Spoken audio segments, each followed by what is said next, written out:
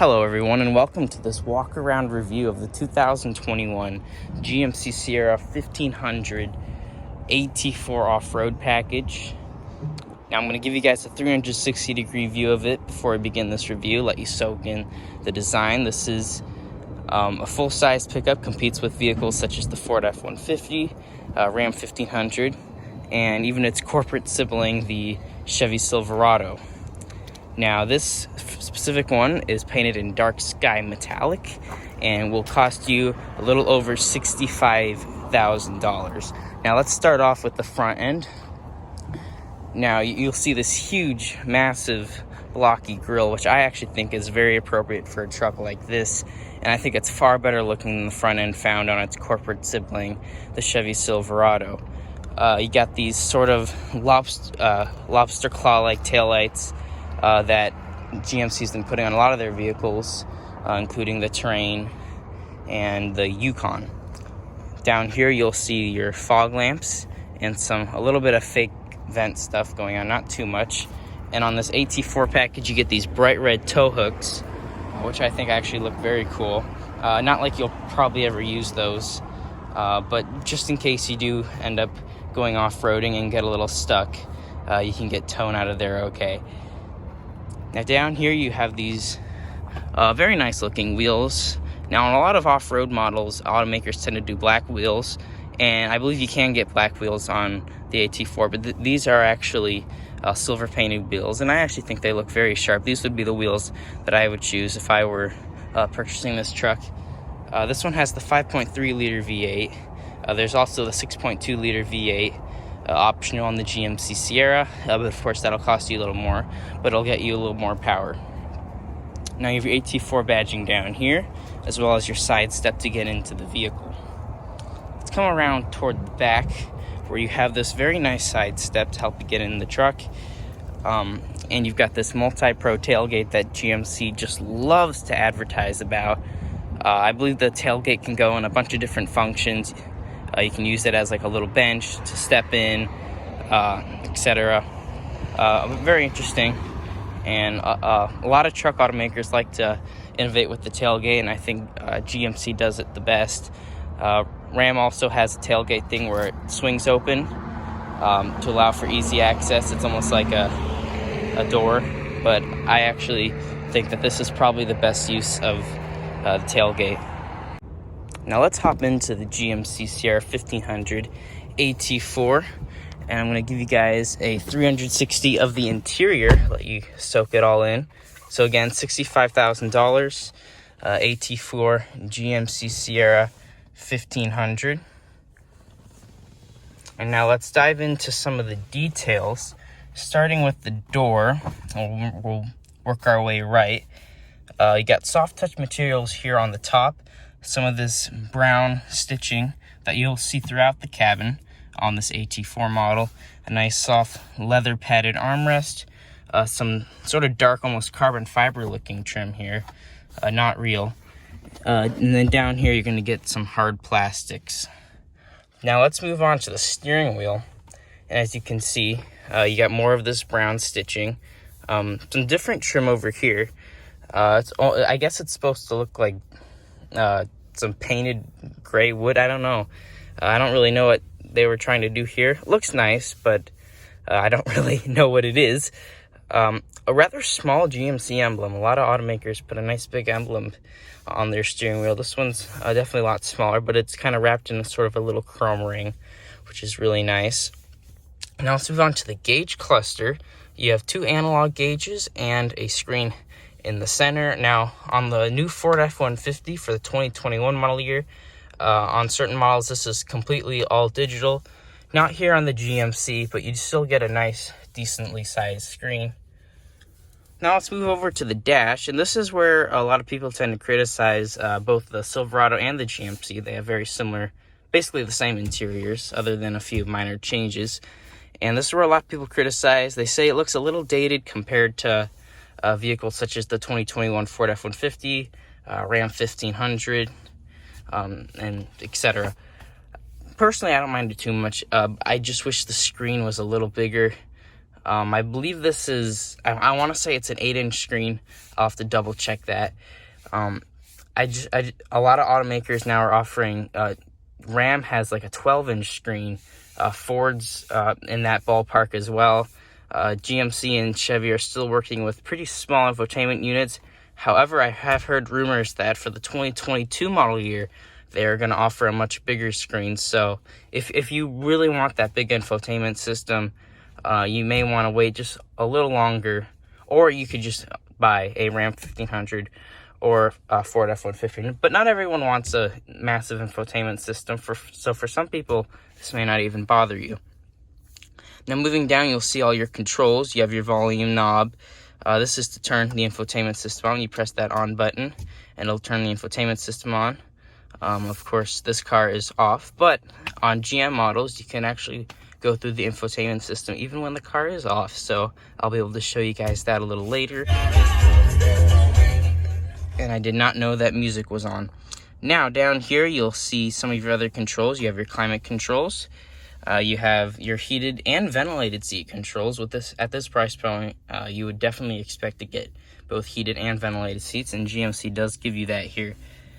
Now, working here toward the bottom, you have some of your other little more specific controls. These controls you probably won't use as often as the ones up here, but some of these are still really important. This is to turn the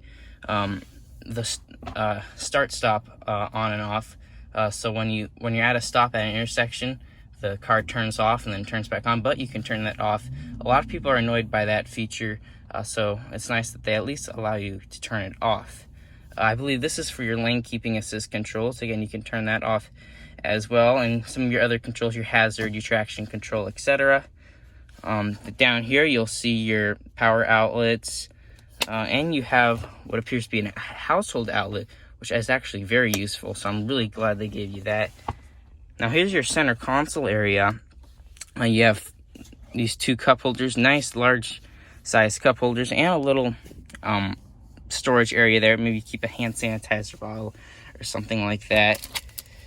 This is your wireless phone charger down here, which for some people may be very useful.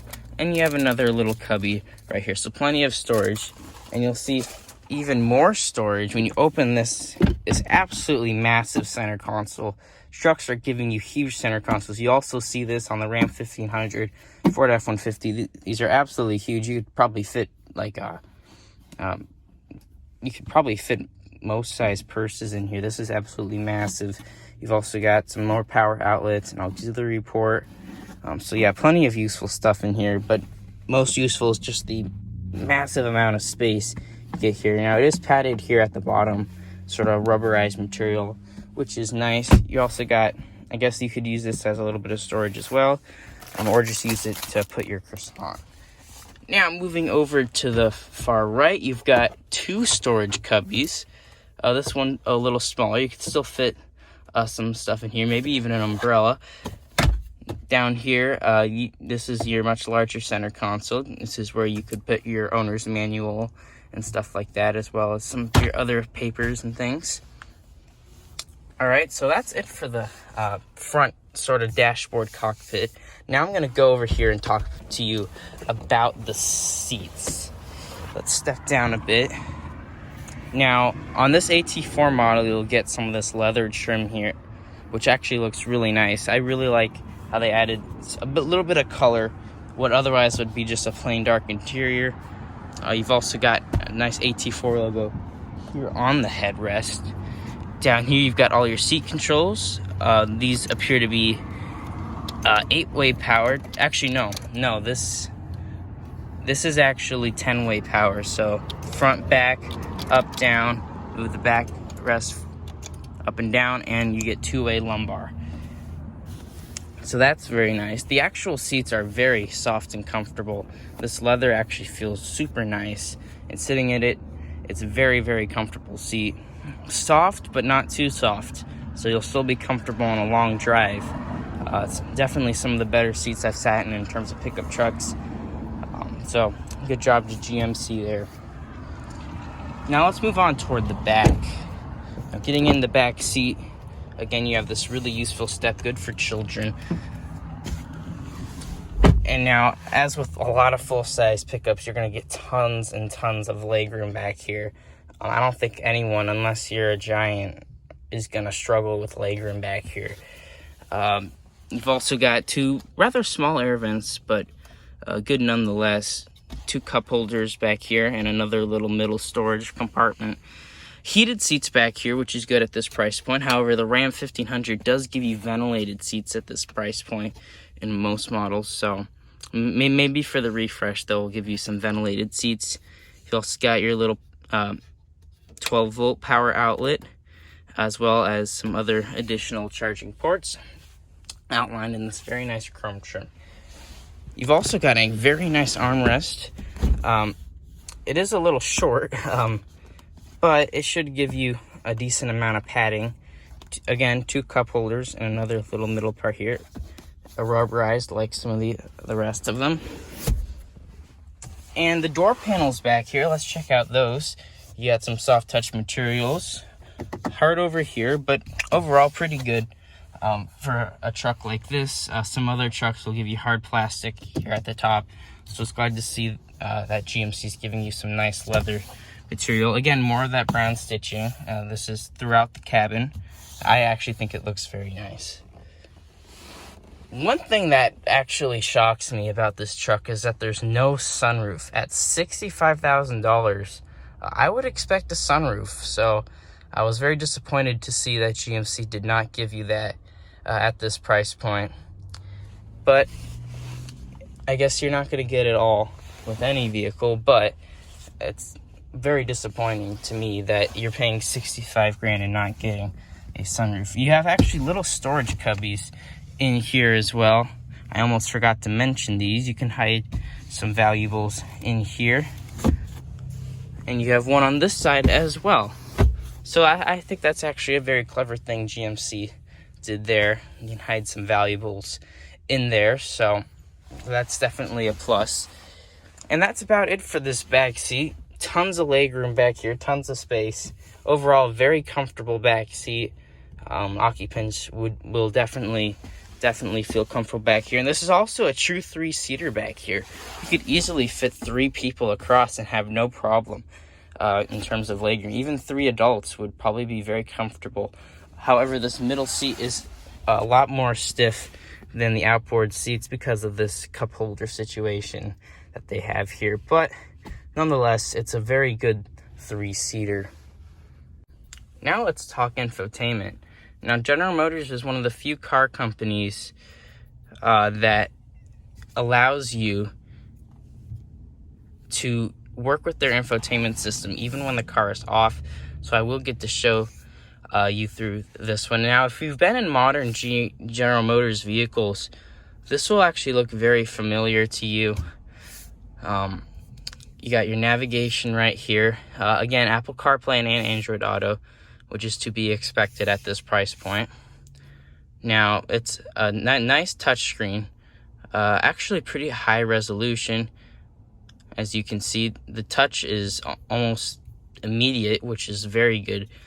Now, General Motors has actually been making some pretty user-friendly infotainment systems over the past few years. Quick to respond, quick to the touch, Apple CarPlay and Android Auto, as you can see, which I imagine a lot of people will be using. You swipe over here, you'll see you have your radio and your navigation. You can sort of make it like a split screen situation right here. So overall, just very quick and easy to use. You have your trailering controls over here. You get a variety of different camera angles, which helps when you're towing a boat or a trailer or something. So very useful here. So yeah, overall, just a very quick, easy to use infotainment system. I imagine I've seen spy photos of the 2022 model where you get an optional large infotainment system. I don't know if it's going to be the same exact interface or a little different or a lot different, but we'll have to see for that, and maybe I'll get to review that once it comes out. But overall, very easy to use infotainment system, not bad at all. All right, so that about does it for this review, this walk around. Thank you for watching. I plan to make a lot more videos coming up, so please subscribe, and I'll see you next time.